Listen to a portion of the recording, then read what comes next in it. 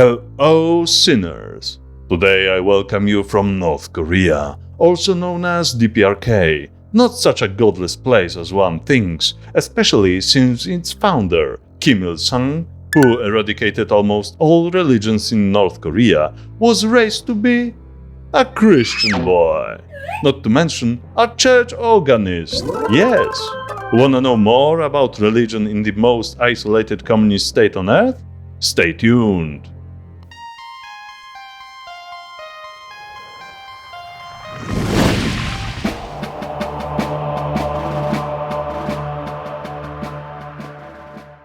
Karl Marx, a German philosopher, one of the founding fathers of the communism, stated once that religion is the opiate of the masses. Many interpret this quote as opiates, drugs are bad, hence religion is bad. Well, it's not at all what he had in mind. Marx viewed religion as a drug, but like a drug, a tool to alleviate social ailments, for example, to help endure hardships. You know, hard work and sacrifices for the greater good in the name of God. Marx actually considered using religion in introducing communism, but not overdosing it and even eradicating it once the goal was achieved. Too much religion could cause people to think about God-given free will and question the political system. Basically speaking, you cannot have one person run on two systems at the same time, especially when at one point the systems will oppose each other. As long as the ideas are similar, it is okay to use religion as doping, because do it for the people and God sounds way better than simple do it for us. So now you have an idea why communists fought religion. In 1960s, North Korea was the second communist state on earth to claim to have eradicated religion. The first was communist Albania. According to the North Korean doctrine of Juche, invented by Kim Il-sung when religion became a threat to newly introduced communism, people should realize that they can achieve their goals only by working together and that they don't need religion for that. As I said, the founder of North Korea, Kim Il-sung, was raised Christian and even was quite an organist. Moreover, before the division of Koreas, Pyongyang was actually called the Jerusalem of the East. The city had the biggest population of Christians in the whole country. By 1945, it was about 1/6 of all citizens there. Many future North Korean communists came from Christian background, Kim Il-sung's parents included. But let's explore a little history. First Christian missionaries, at the time Catholic, came to Korea at the very end of the 18th century. Those who converted to Catholicism abandoned Confucian rituals. That's why the government prohibited the proselytization, which means spreading of Christianity. It was at the end of the 19th century when Christianity became a very popular religion in Korea. Ironically, especially in the northern part, where Confucianism wasn't as strong as it was in the south. It was mostly Protestantism, but Catholicism also gained its followers. The end of the 19th century was also the time of the last years of Joseon, the Great Korea Country Empire. It was the name of the kingdom that Korea was at that time. Moreover, Japan made Korea its protectorate and basically ruled it from 1910 until the end of the Second World War. Before that, the main non-Christian religions were native Korean shamanism, Buddhism and Confucianism. But it was Christianity that became the mentioned opiate in times of strife and struggle against Japanese oppression. During this time, the link between Korean nationalism and Christianity got stronger. Most Protestant missionaries, mainly Methodist and Presbyterian, were from the USA, and they not only focused on Jesus' teachings, but also built schools, hospitals, orphanages, and even established publishing houses. What's interesting, for 500 years of Neo-Confucian Joseon rule that started with coup d'etat in the 14th century, Buddhism in Korea was oppressed because its different schools had centuries of political connotations as well as openly opposed Japanese tyranny. In short, it was the religion of politicians and royalty. So no emperor can allow the practice of religion that reminds people how his family came to power. The oppression of Korean Buddhism and eradicating it from towns was also one of the factors influencing the growth of Christianity in Korea. So now you know religious basics of Korea. Let's go to Kim Il-sung and his parents who were good Christians.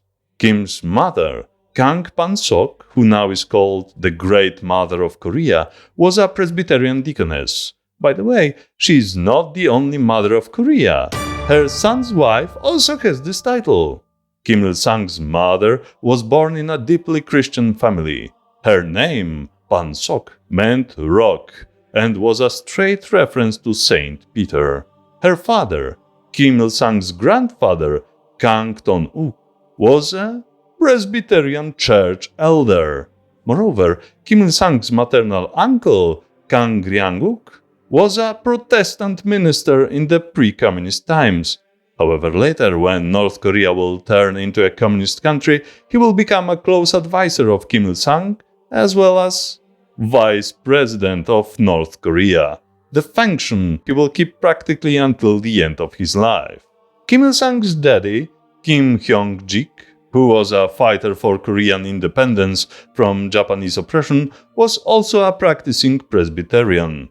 As a kid, he was a student in elite Sungsil Academy in Pyongyang, which was a Presbyterian secondary school with American teachers, giving education to converts as well as requiring Bible study sessions. To enter this Christian academy, students had to be Christian.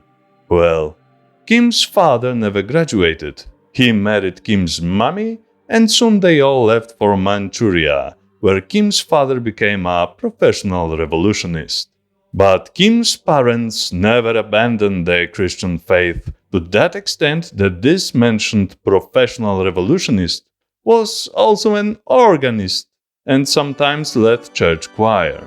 His boy, Kim Il-sung, as I said earlier, also played pipe organs quite well and attended church services when he was a teenager, before he became an atheist in his later years.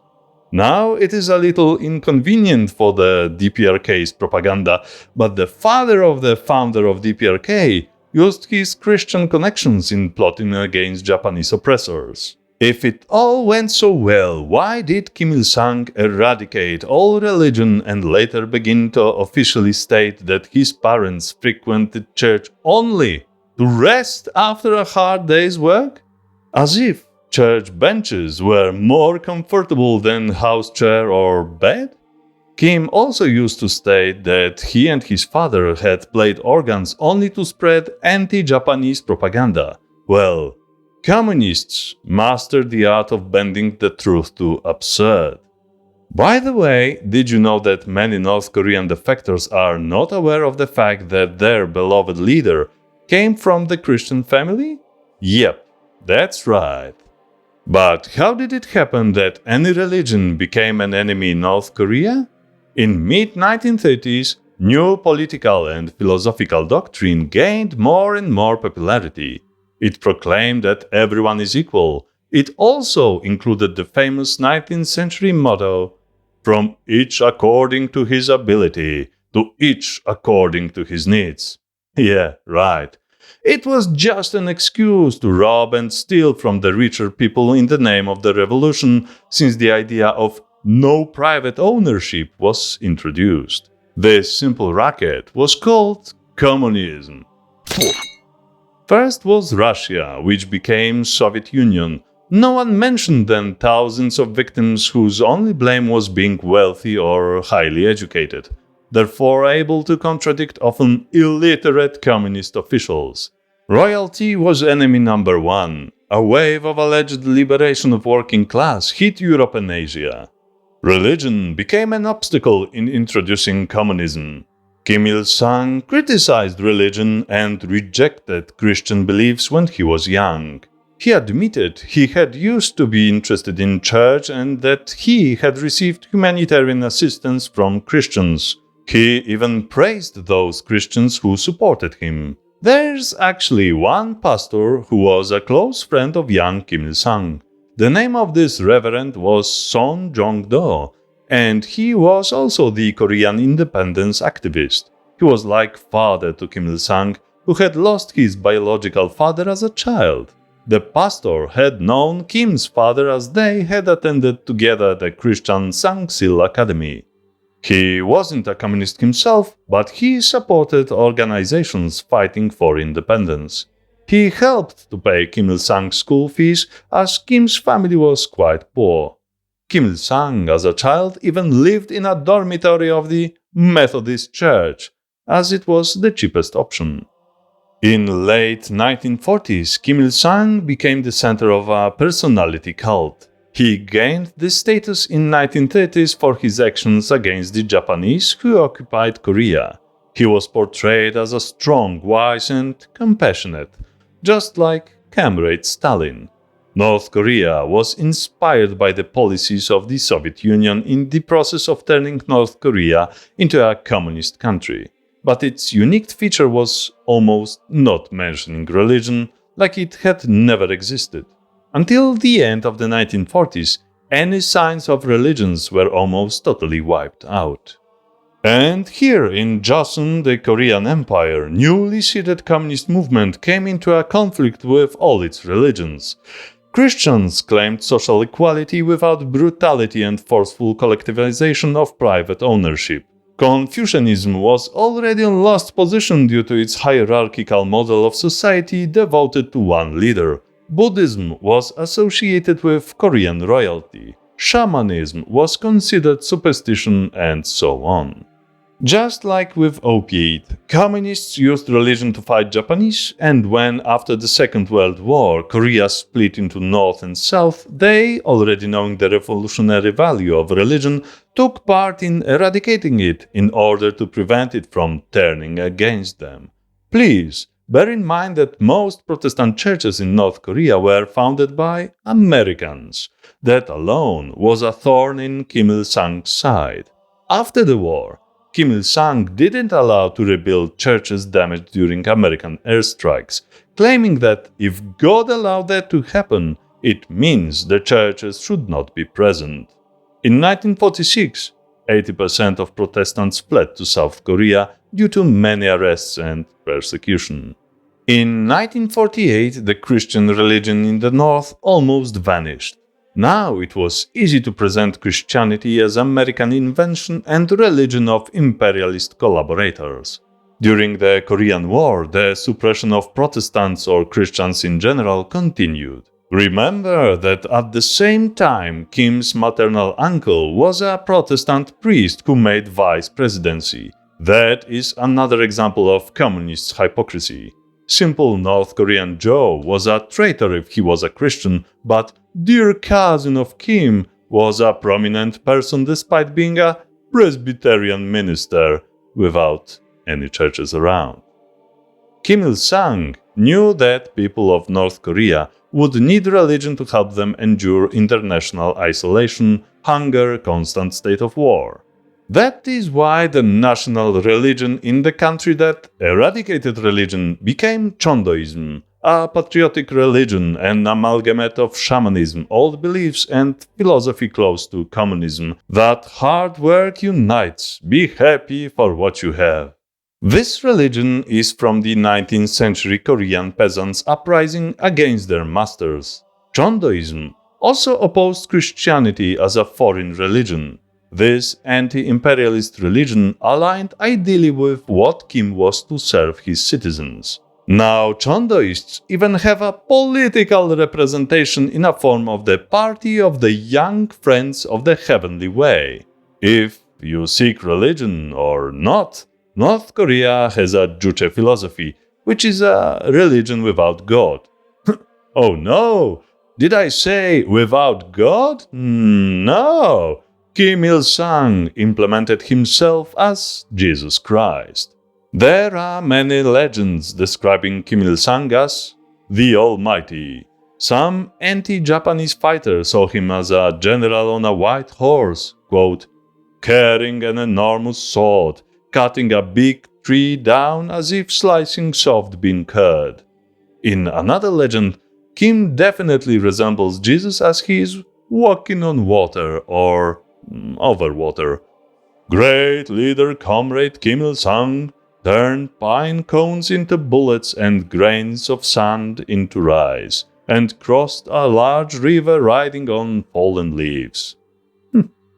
You may laugh, think it's crazy, but while we count years before and after Christ's birth, and now is Anno Domini 2020, North Koreans do the same, using Juche calendar, which counts years after birth of Kim Il-sung in 1912. So while 1912 is Juche 1, now in 2020 they have Anno Domini, or should I properly say, Juche 109. We talked about Christian religion and churches in the past, but how is it now? After a few decades of the churchless times, North Korea decided to build a few churches to influence public opinion abroad.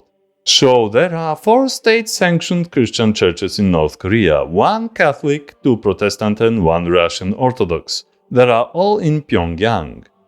Actually, before the late 1980s, there had been no church buildings in North Korea at all since the Korean War. Only home church services had been possible. But how to make propaganda films without using a church when presenting the religion of the evil imperialists? That's the reason why a Gothic cathedral-like structure was built and could be found in the North Korean film studio.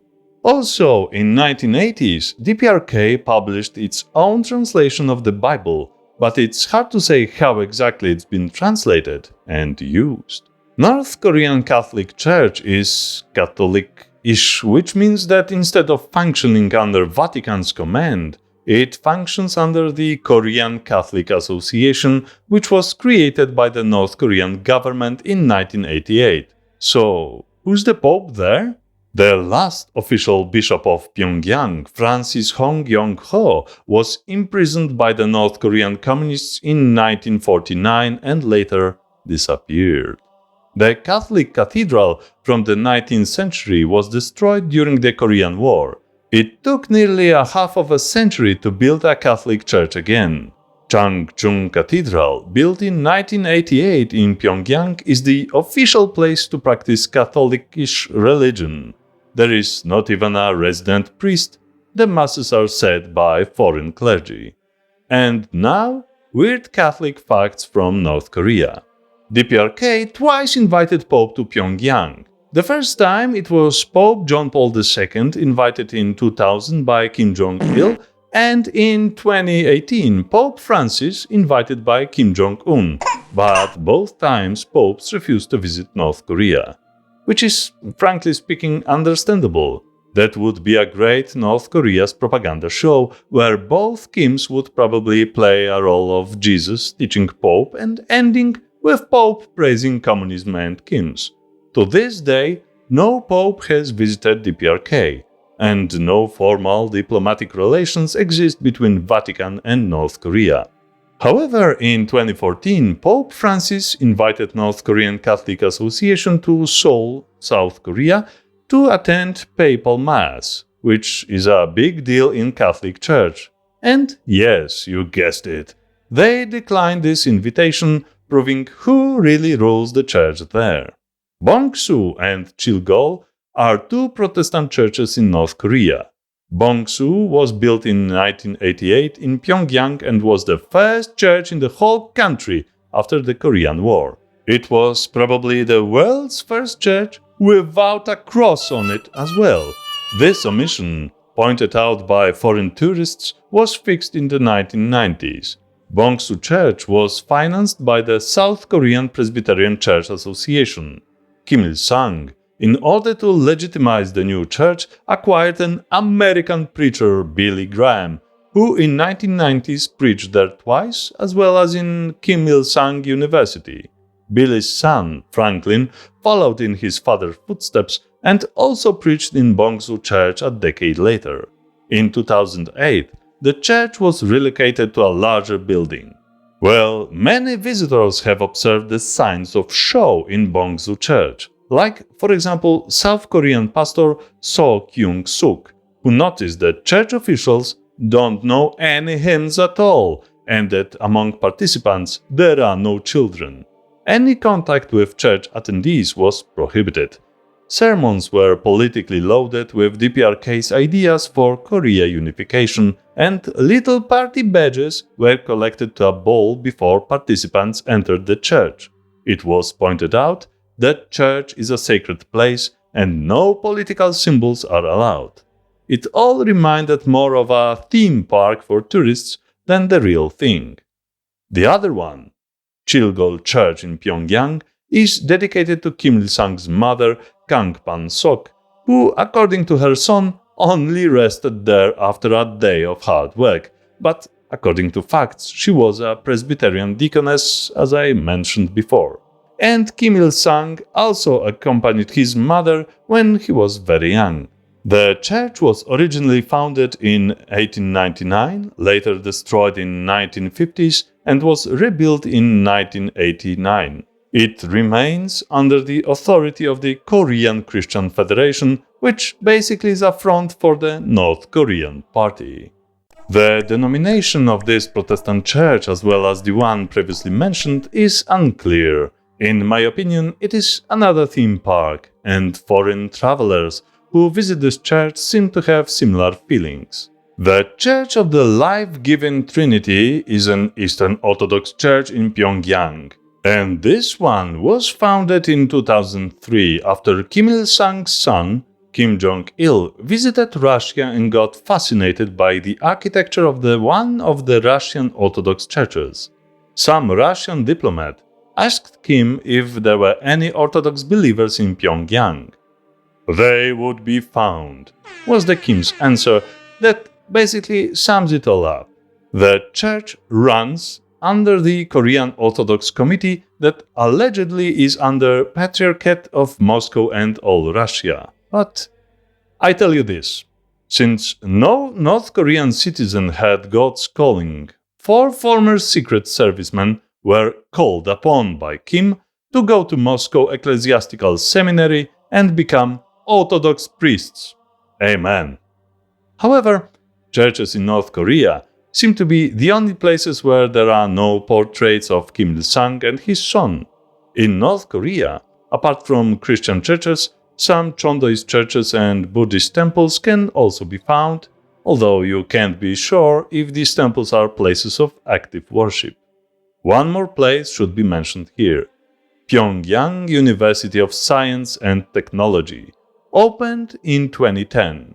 This is a place mostly funded by the American and South Korean Christians, where many teachers are said to be Christians, so they can teach, but again, they cannot spread Christianity, and don't think that North Korean average Joe can study there. To sum up, spreading any religion, especially Christian, is very risky and can put you in a labor camp. This happened to the Canadian pastor Hyun So Lim. If you simply are a religious person who carries the Bible, do not bring it to North Korea if you plan on coming back from there. It's also safe to assume that you won't find Bible in the North Korean hotel room. The Constitution of North Korea states that citizens have freedom of religious beliefs. But it seems just to be the illusion of religious freedom. North Korea is mostly irreligious. The government never made an open statement about religion, and there are no official statistics of religion there. There is some shamanism and Chondoism, a handful of Buddhists and Christians, and that's it.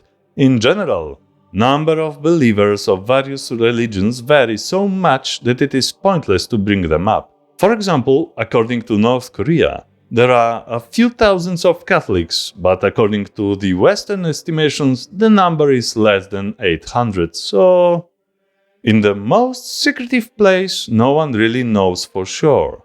It is more probable that in North Korea they don't have Jesus Christ, but rather Comrade Jesus and 12 officials. Ha!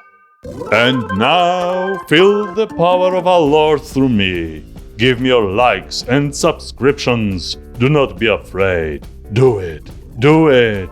Hit that bell for notifications and hear my voice. obey my will. And until the next time, sinners!